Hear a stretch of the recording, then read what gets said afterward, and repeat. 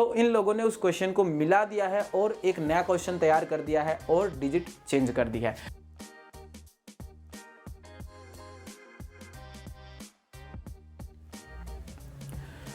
So hey guys, welcome to my channel. मेरा नाम है सौरभ पांडे। आज की इस वीडियो के अंदर हम लोग क्या करने वाले हैं, जैसे ही तुम्हारा सैंपल पेपर आया मैं काम पे लग गया। मैंने क्या किया, सारे सैंपल पेपर को एनालाइज किया, देखा कि कौन कौन सा जो चैप्टर है तुम्हारे लिए इंपॉर्टेंट होने वाला है। जो भी सैंपल पेपर के अंदर क्वेश्चंस आए हैं वो कौन से तरीके से आए हैं, कोई हार्ड नहीं पूछा गया, कहीं इजी तो नहीं है, मतलब क्या कुछ पैटर्न है तुम्हारे पेपर का, वो सारी चीज़ें मैं बताने वाला हूँ। कुछ टिप्स भी दूंगा पेपर को, मतलब सैंपल पेपर को पढ़ के जो मुझे समझ में आया किस तरीके का क्वेश्चन पुटअप किया गया है, किस तरीके से तो जो तुम्हारा पेपर जो है वो बन सकता है, वो सारी चीज़ें मैं इस वीडियो के अंदर बताने वाला हूँ। देखो, तो सबसे पहले मैंने क्या किया है, सब्जेक्ट वाइज मैंने लिख लिए हैं। तो सबसे पहले मैंने क्या किया है, मैथ्स को मैंने जो है यहाँ पर लिख लिया है। मैथ्स के अंदर सबसे पहली चीज़ है most questions are similar but. देखो, कहने का मेरा ये मतलब है कि जो क्वेश्चंस हैं मैंने पढ़े मैथ्स के अंदर, तो 70 से 80% जो मेरे को क्वेश्चंस लगे वो लगे कि यार एज टू एज बुक से पूछ लिए गए हैं। लेकिन इसके अंदर जो उन्होंने किया है वो क्या किया है, जैसे मान के चलो तुम्हारा एक चैप्टर है, ठीक है ना, उस चैप्टर के अंदर 3-4 एक्सरसाइजेज होती हैं।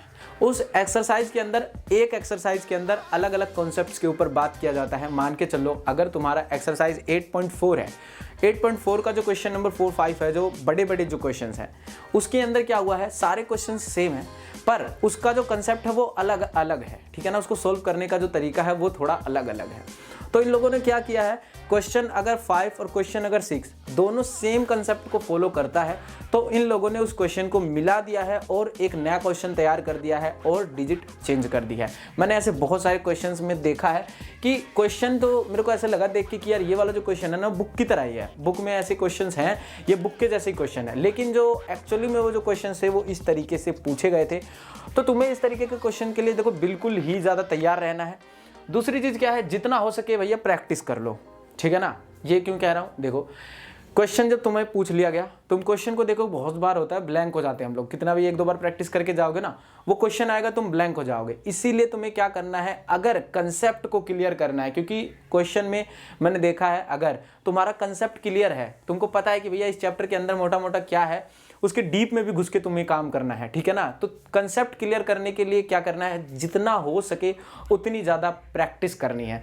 प्रैक्टिस करने के देखो बहुत सारे फायदे हैं। पहला फायदा तो ये है, तुम्हारे कंसेप्ट क्लियर हो जाएगा। दूसरी चीज़ है कि अगर तुम एक ही कंसेप्ट के ऊपर लगातार 4-5 बार तुम उसको रिवाइज कर लेते हो तो वो तुम्हें अच्छे तरीके से आ जाएगा और पेपर के अंदर उस क्वेश्चन को करते वक्त तुम्हारा टाइम बच जाएगा। और उसी टाइम का मतलब 2 मिनट का, अगर 2 मिनट एक क्वेश्चन को देते हो, अगर उस क्वेश्चन को तुम 1 मिनट में कर लेते हो तो 1 मिनट तुम अगले किसी क्वेश्चन के अंदर यूज कर सकते हो जिस क्वेश्चन में तुम फंस गए हो। तो स्मार्टली काम करना है, तुम्हें ज़्यादा से ज़्यादा रिवीजन करना है मैथ्स के अंदर। तीसरी चीज़ है avoid some steps during solution.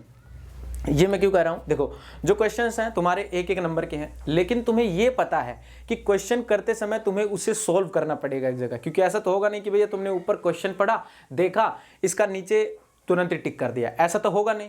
तो उसके लिए तुम्हें क्या करना पड़ेगा, सोल्व करना पड़ेगा। अब हम लोग क्या करते थे, अब तक जो पैटर्न था उसके तरीके से, मान के चलो अगर 4 नंबर का क्वेश्चन है तो हम उसी तरीके से क्वेश्चन को करते थे, उसी उतने ही उसको ज़्यादा स्टेप्स में बढ़ा देते थे हम लोग। जैसे अगर 4 नंबर का क्वेश्चन हम सोचते थे इसको पूरे 1 पेज में भर देंगे, मतलब एक स्टेप को और बढ़ा देते, फॉर्मूला लिखना नहीं है लेकिन हम लिख देते थे। तो हमें क्या करना है, हमें स्मार्टली काम करना है। अगर क्वेश्चन आता है, एक क्वेश्चन आ गया और उसे तुम्हें पता है कि भैया मुझे सोल्व करना है, तो तुम्हें यह देखना है कि शॉर्टकट मैं कितनी जल्दी इस क्वेश्चन को सोल्व कर सकता हूं, ठीक है ना। तुम्हें इस पे नहीं ज्यादा ध्यान देना कि भैया सोल्व करके, अगर 1 नंबर का क्वेश्चन है भैया तुम अगर 1 पेज भर के आ गए तो उसमें तुम्हारा टाइम ही वेस्ट हो रहा है ना, टाइम वेस्ट होगा, क्वेश्चन तो सोल्व नहीं होगा। तो यही तुम्हें ज्यादा ध्यान रखना है मैथ्स के अंदर कि भैया तुम्हें स्टेप्स कम फॉलो करने हैं। दूसरी चीज जो हमारा दूसरा सब्जेक्ट है वो है साइंस। साइंस को मैंने 3 कैटेगरी में डिवाइड कर लिया है। सबसे पहले हमारा बायोलॉजी है, जिसके अंदर तुम्हें पता है भैया कि लाइफ प्रोसेसेस के अलावा कोई चैप्टर ही नहीं आ रहा। तो पूरा ध्यान लाइफ प्रोसेसेस को एक बार तुम शुरू से लेकर के अंत तक देखो, तुम्हें सिर्फ और सिर्फ डायग्राम दिखाई देंगे। पेपर के अंदर भी मेरे साथ कुछ ऐसा ही हुआ, जैसे मैंने सैंपल पेपर डाउनलोड करा और मैंने देखा बायोलॉजी का सेक्शन पूरा फोटो से भरा हुआ था, पूरा डायग्राम से भरा हुआ था। और क्या था, डायग्राम के अंदर मान के चलो हार्ट आ गया, और तुमसे पूछ ले भाई ये जो 3 टिक हमने लगा रखे हैं ये क्या क्या हैं और इनका फंक्शन क्या है, तो तुम्हें वो सारी चीज़ें पता होनी चाहिए। तुम्हें डायग्राम, वेल लेवल्ड डायग्राम तुम्हें याद होना चाहिए, ठीक है ना। तुम कहीं बना के या रख लो या फिर वॉलपेपर लगा लो, अपना कुछ भी करो भैया, चाट जाओ तुम उसे, क्योंकि उससे रिलेटेड क्वेश्चन जो है वो पूछा जाने वाला है गारंटी के साथ। तुम्हें जितने भी डायग्राम हो उसको रट लेना है। रट लेना है क्या मतलब यार, याद हो जाता है कि इसका क्या फंक्शन है, छोटे छोटे सब याद हो जाएगा। दूसरी चीज़ है प्रोसेसेस, सारे सिस्टम्स के। मान के चलो खाना खाने से लेकर के खाना निकालने तक जो भी हमारा काम होता है, हमारा रेस्पिरेटरी सिस्टम किस तरीके से वर्क करता है, हमारा हार्ट किस तरीके से वर्क करता है, हमारा लंग्स किस तरीके से वर्क करता है, ये सारी चीज़ें जो भी अलग अलग पार्ट्स के अलग अलग फंक्शंस हैं उनके बारे में भी अच्छे से पढ़ के जाना। मान के चलो पेपर के अंदर ये पूछ ले भैया जब हम खाना चबाते हैं तो जो लार होती है उसके अंदर क्या चीज़ होता है जो हमारे खाने को पचने में हेल्प करता है, ठीक है ना। तो ये सारी चीज़ें तुम्हें डीप में पढ़ करके जानी है, तुम्हें उसके फंक्शंस को समझना है, ठीक है, तुम्हें उसके डायग्राम को समझना है, वेल लेबल्ड डायग्राम याद करके जाना। ये तो हमारा बात हो गया बायोलॉजी के बारे में। दूसरी चीज हमारी फिजिक्स है। फिजिक्स के अंदर देखो रे डायग्राम बिल्कुल क्लियर होना चाहिए, कॉनकेव, कॉन्वेक्स, ये सारी चीजें तुम्हें बिल्कुल अपने रट के जानी है। ये समझ लो रटने का क्या है यार, जब तुम उस चीज को बार बार रिवाइज करोगे, बार बार देखोगे, बार बार करोगे तो ऑटोमेटिक तुम्हें जो है वो याद हो जाएगा। तो रे डायग्राम से रिलेटेड जितने भी क्वेश्चंस हैं तुम्हें उसे रिवाइज कर लेना है। दूसरी चीज क्या भैया, न्यूमेरिकल्स और उसके फॉर्मूला। तो तुम्हें क्या करना है, जो भी चैप्टर हमारा फिजिक्स के अंदर है उसका जो जितने भी फॉर्मूला है तुम्हें एक पेज पे लिख के चिपका लेना है, याद कर लेना है, ठीक है ना। तो क्या हो जाएगा, क्लियर हो जाएगा न्यूमेरिकल्स किस तरीके से करने हैं, क्योंकि ज़्यादा बड़ा ज़्यादा हार्ड मैंने देखा न्यूमेरिकल है नहीं। तो तुम्हारा अगर थोड़ा सा भी बेस भी क्लियर है न्यूमेरिकल के अंदर और फॉर्मूला तुम्हें अच्छे तरीके से याद है तो तुम उसमें पुटअप करके तुम जो है वो क्वेश्चन कर सकते हो। दूसरा जो हमारा फिजिक्स के अंदर जो चैप्टर है हमारा आई एंड कलरफुल वर्ल्ड वाला, उसके अंदर क्या हुआ है देखो, आई के फंक्शन तुम्हें अच्छे तरीके से आना चाहिए। जैसे अभी मैंने बायोलॉजी के अंदर बताया कि भैया हार्ट का आ जाएगा और इसका पूछ लेगा, तो उसी तरीके से इसके अंदर भी आई का फंक्शन आ सकता है।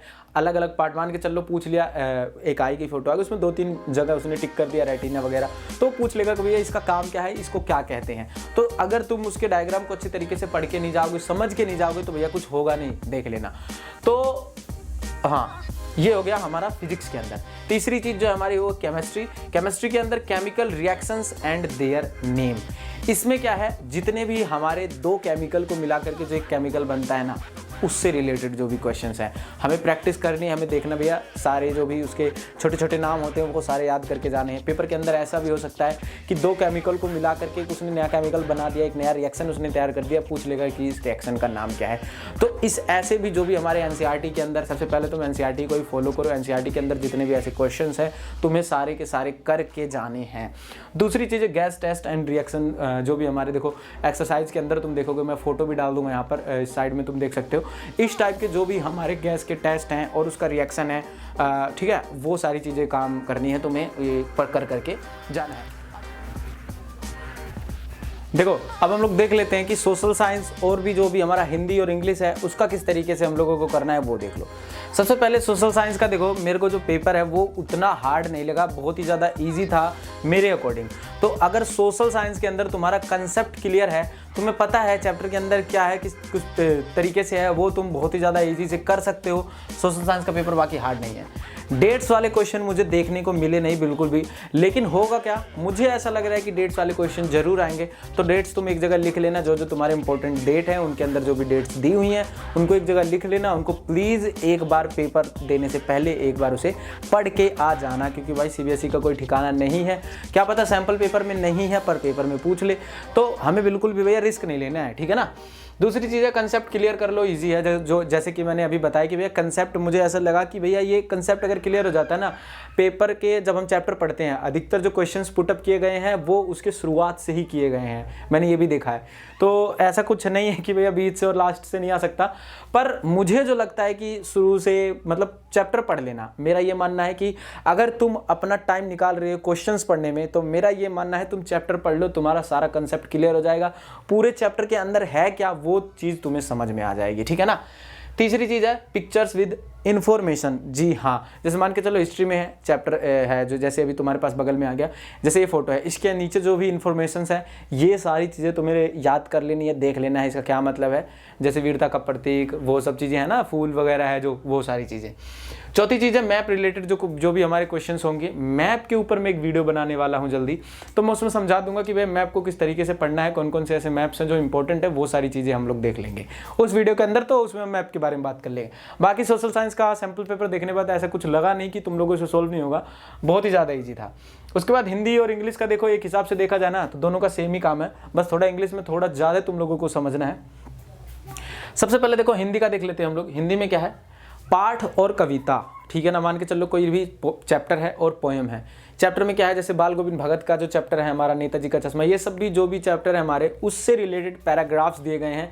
ऐसे ही पोएम में जो भी कविता के है उसके पैराग्राफ्स दिए गए हैं और उसमें से 8-10 क्वेश्चन पुटअप किए गए हैं कि भैया ये क्वेश्चन किस तरीके से। मेरे को जो बहुत ही ज़्यादा ईजी लगा हिंदी, इंग्लिश और सोशल साइंस का पेपर, मेरे को ऐसा लगता है इसके मतलब अगर जिस तरीके से सैम्पल पेपर आया था ना, अगर उसी तरीके से पेपर आता है तो तुम सारे बच्चे टॉप करके आएंगे, इतना ज़्यादा ईजी लगा मेरे को। सेकेंड चीज़ ग्रामर। ग्रामर में देखो क्या होना चाहिए, सबसे पहले ये देख लो तुम्हारे ग्रामर के पॉइंट कौन कौन से हैं। सब बहुत सारे बच्चों को पता ही नहीं है कि क्या क्या चीज़ें, टॉपिक्स जो हैं, कौन कौन सी ग्रामर की टॉपिक आने वाली है। जैसे वाक्य है, मैंने देखे क्वेश्चंस, तो वाक्य से रिलेटेड देखे भैया ये जो है इसमें से मिश्र वाक्य कौन सा है, 4 ऑप्शन दे दिए तुम्हें, पूछ ले संयुक्त वाक्य कौन सा है। तो इस तरीके के क्वेश्चंस ग्रामर में पूछे जा सकते हैं, जैसे अब तक आ रहे थे वैसे ही आएंगे। दूसरी चीज़ भैया हमारी इंग्लिश की बात, इंग्लिश, ठीक है ना। इंग्लिश में भी ऐसे ही 3 सेक्शन होंगे, reading, writing and literature.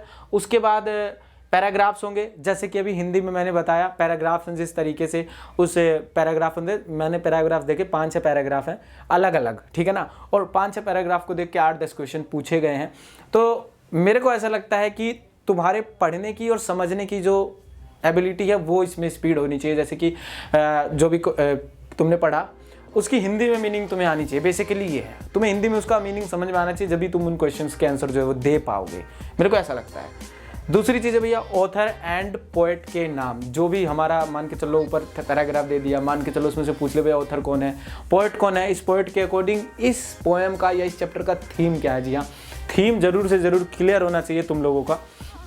Last वही ग्रामर, मान के चलो इंग्लिश में जैसे ग्रामर का टॉपिक है, उसमें टेंस आ गया, टेंस के अंदर एक पूरी लाइन हमारे पास एक पूरा सेंटेंस आ गया, उसके अंदर बस ये हटा दिया कि हमको पढ़ के ये बताना है कि ये टेंस कौन सा है। जैसे विल लगेगा, हैज़ बीन लगेगा, क्या लगेगा, हैव बीन लगेगा, हैड बीन लगेगा, इज एम आर का कुछ हटा दिया। तो इस तरीके से देखना है कि इसमें से क्या हटा हुआ है। तो ग्रामर के ऐसे ही पॉइंट्स को क्लियर कर लेना है, ठीक है, रिवीजन कर लेना। मेरा ये मानना है कि ग्रामर के पॉइंट्स को अच्छे से करो, ठीक है ना, जो भी हमारे हैं पेपर से 10-20 दिन पहले, और उनको रिवाइज कर लो। रिवाइज करना बहुत ही ज़्यादा जरूरी, रिवाइज नहीं करोगे भूल जाओगे। तो ये सारी चीज़ें थी यार, कुछ ज़्यादा हार्ड नहीं था। सोशल साइंस, साइंस, मैथ्स, हमारे हिंदी, इंग्लिश, अब तुम्हें क्या करना है, बस जी जान लगा देनी है, अपना पेपर बिल्कुल फोड़ के आना है ना, अच्छे से समझना है, अच्छे से पढ़ना है, अच्छे से टाइम देना है अपने एग्ज़ाम के अंदर। बेसिकली देखो पेपर उतना हार्ड नहीं है, कोई सा भी देखा जाए तो। मैथ्स का थोड़ा सा जो है वो ट्रिकी लगा, बाकी ऐसा सच कुछ है नहीं कि तुम्हें जो हार्ड लगे। बाकी देखो आज की वीडियो यहीं तक, मिलते हैं नेक्स्ट वीडियो में, तब तक के लिए जय हिंद।